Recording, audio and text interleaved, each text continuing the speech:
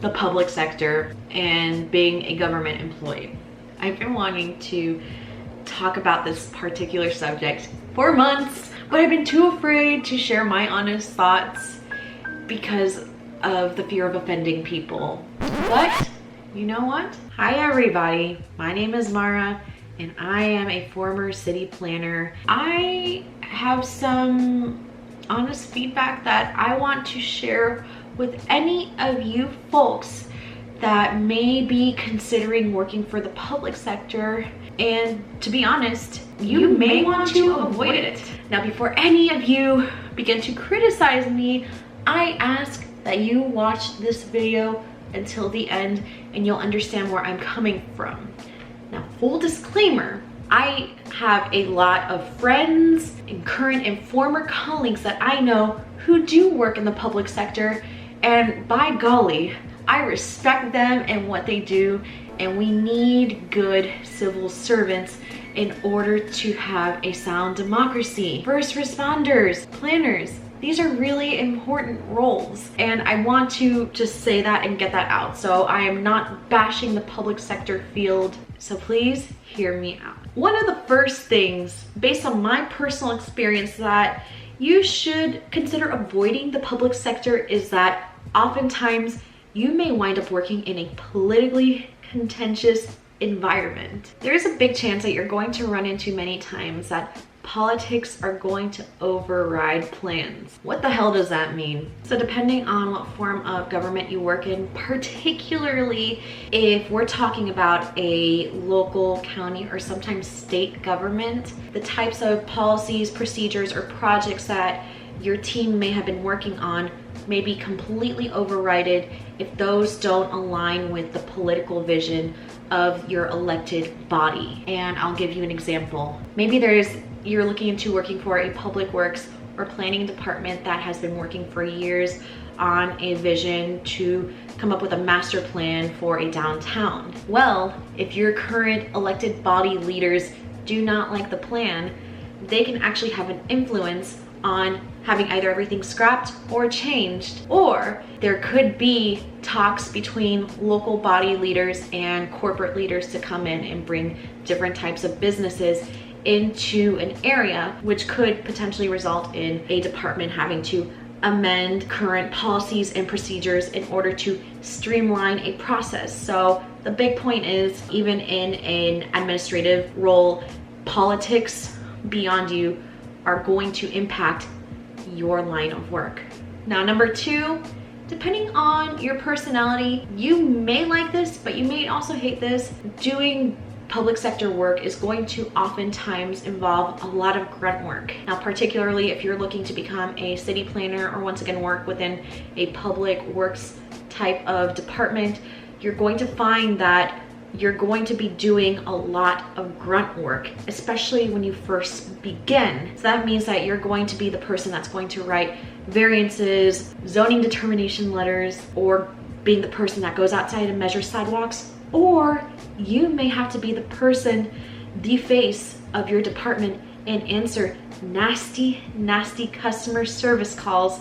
And I gotta be honest with you, if you work in government, even within an administrative position within the public sector, the public is never going to fully be happy. So I would say that more times than not, you may wind up receiving a lot of nasty calls from very angered and concerned constituents. So just, keep that in mind.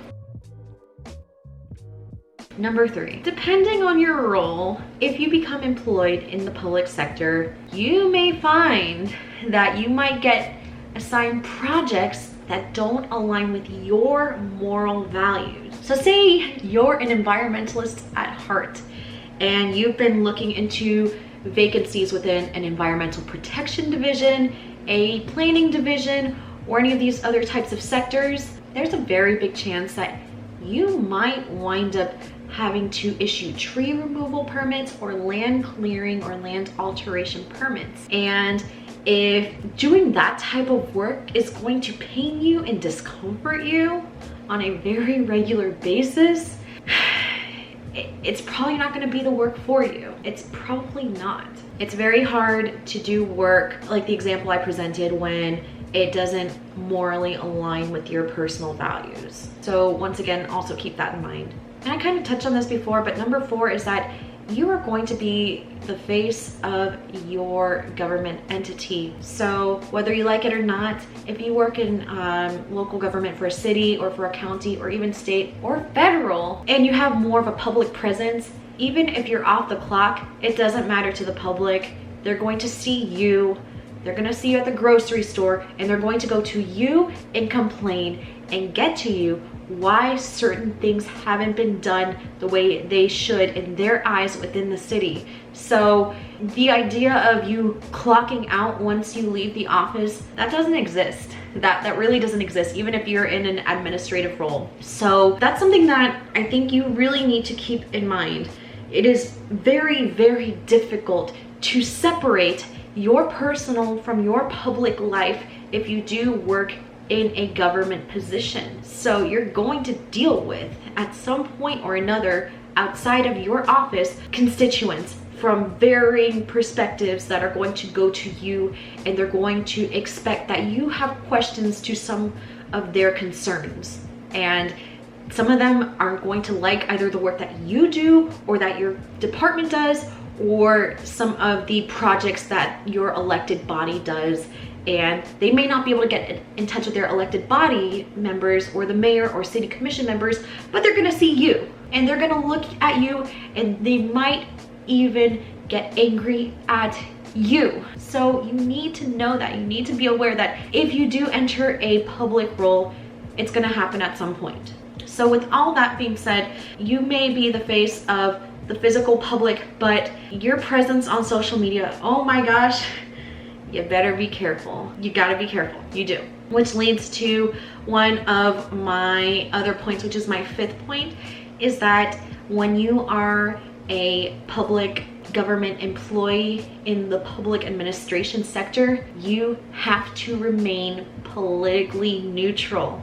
And hear me out. This does not mean that you can't vote and that you can't still voice your concern, but if you were someone that was a lifelong activist before you entered a government position role, that's not necessarily something that you'll be able to go back to without the risk of you getting fired. So you may lean one way politically or the other, but the moment that you're in your office doing your job, you need to put that aside and don't even try to put your thoughts out there on social media, because if you're trying to keep your government position job, that can really bite you in the ass. So my thing is, if you're going to consider going to the public sector, please keep that in mind and be very careful about the things that you say regarding politics. Even if you work in local government and you're talking about politics on the national level, because as a civil servant, people can still look up your information and then send that back to your employers, and that could really wind up biting you in the ass. So political neutrality is something that is absolutely necessary and vital in order to have a long-lasting career in the public sector. And if you are politically vocal like I am, it can be very hard to sometimes keep your mouth shut if you're trying to keep your job. And I think one of the other things that kind of goes along with some of the previous points I had is that you're going to be working with the public. And a lot of times you're going to be working with members of the public or even stakeholders that are business leaders or corporate leaders that may have clashing views as you, or they may want to see different processes as you. But the role is, and the point of being a civil servant is that you are working for the people. And while that sounds ideologically wonderful and kumbaya, the people have different opinions on how things should be done. So it's not always going to be smooth, it's not always going to be peaceful or harmonic. There's going to be clashings, there might be extensions in projects. Things might go a lot of different ways, and it's definitely going to vary depending on what aspect of government you work in. This is especially true if you work in local government and you may work in a field such as finance, public budgeting, or urban planning, which was the field that I worked in. So as I said, you're gonna work with the public a lot. And if you're one that gets easily offended or you get flustered because stakeholders are pressuring you yourself to change the processes and what you do, it might not be for you. I want to talk about the flip side of all of this. If you are considering working in the public sector, you're obviously going to be working on behalf of the public, and the public is going to be going to you in hopes that you can help to solve their problems. Please keep in mind that there are a lot of residents who are passionate about not just themselves and their families, but their communities. And there are a lot of people that are really coming from a good and genuine place, but you may or may not perceive it that way. And the big thing is, this is what I want to conclude with this video. I say for you to avoid working in the public sector for these following reasons that I specified before. But at the end of the day, it's really important that we do have people that are fulfilling roles within our public agencies and our government offices. It's important. Especially, we need people within public administration, because at the end of the day, our elected body members are not the ones that are taking phone calls and doing the everyday data work in order to make sure that things function as they ideally should.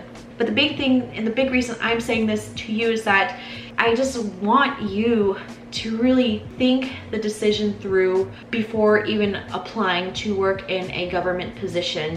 And if you have the opportunity, shadow. Get in touch with a department chair from a specific kind of position that you might be interested in, either maybe planning or public works, and see if you can shadow them, not just for one day, but to shadow them during times where there's going to be contentious public hearings.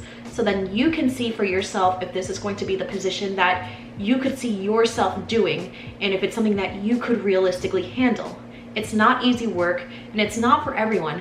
But after all this, if you're okay with all these nuances that I did discuss, this could be for you, and this could actually be a very vital role for you. And at the end of the day, as I said before, we do need good civil servants in this country. Absolutely, we need good civil servants at a local level, county, state, and federal. And if it's something that you still have a calling for and you can handle some of these tough nuances and these challenges, then I think you could potentially have a really great career in the public sector. But as with any other kind of sector, definitely think really hard and really critically about yourself, your own values, before jumping into a position. Well, folks, do you work in the public sector? Are there any other nuances that I didn't touch on within this video that I should have mentioned before? Definitely go ahead and comment below, because I'd love to start a discussion on this. If you like this particular video and this subject matter that I touched on, I think you're gonna like this channel. So go ahead and like this video, comment if you would like to, and please consider subscribing to my channel, because I'm gonna speak about some other topics related to this, and I'm gonna keep it real the entire time. We're gonna talk about social commentary, self-advocacy, mental health, and even employment sometimes. But that's all I have for now. I want all of you to take care and have a fantastic day, and once again, think things through. Bye, everybody.